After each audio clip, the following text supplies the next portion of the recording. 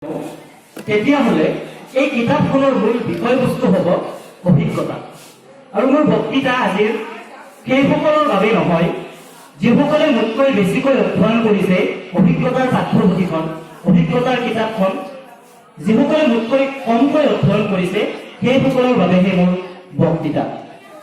মৰমৰ ছাত্ৰ-ছাত্ৰীসকল, আমি জীৱনত সকলোৱে সফল হ'ব বিচাৰোঁ। বিচাৰোঁ নে নিবিচাৰোঁ? কোনে কোনে সফল হ'ব বিচাৰোঁ?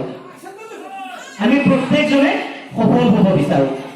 তো ভৱিষ্যতত যদি আমি সফল হ'ব লাগে, আজিৰে পৰা আমি সংকল্পবদ্ধ হ'ব লাগিব। এজন ছাত্ৰ বা ছাত্ৰীৰ সফলতা তেতিয়াৰ পৰা আৰম্ভ হয়, তেতিয়াৰ পৰা তেওঁ সফলতাৰ জখলাখনত উঠে যেতিয়া তেওঁ প্ৰথম দিনাখন স্কুলত যায়। সেয়া লাগিলে অংগনবাড়ী কেন্দ্ৰই হওক অথবা প্ৰাইভেট স্কুলত নাৰ্চাৰীতে পঢ়ক। প্ৰথম দিনাখন তেওঁ স্কুলত যায়, তো সেই দিনাখনৰ পৰা সফলতাৰ জখলাত তেওঁ প্ৰথম খোজ দিলে। তো আমি যেতিয়া বিদ্যালয়লৈ আহোঁ, স্কুললৈ আহোঁ, তোমালোকে যদি 4টা কথা মনত ৰাখা তেতিয়াহ'লে জীৱনত সফল হ'ব পাৰিবা। কেইটা কথা? তোমালোকক মই 4টা কথা কম, আৰু সেই 4টা কথা কোনে কোনে মনত নাৰাখা হাত দাঙা।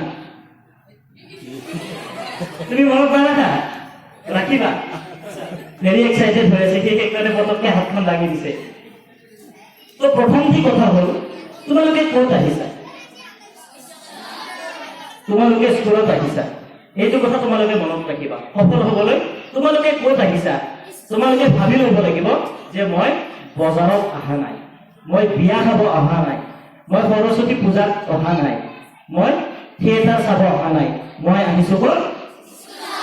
বিদ্যালয়ত, স্কুলত, কলেজত, ইউনিভাৰ্চিটিত, য'তে নহওক মুঠৰ ওপৰত সেইটো কথা মনত ৰাখিবা। প্ৰথম কথা কি?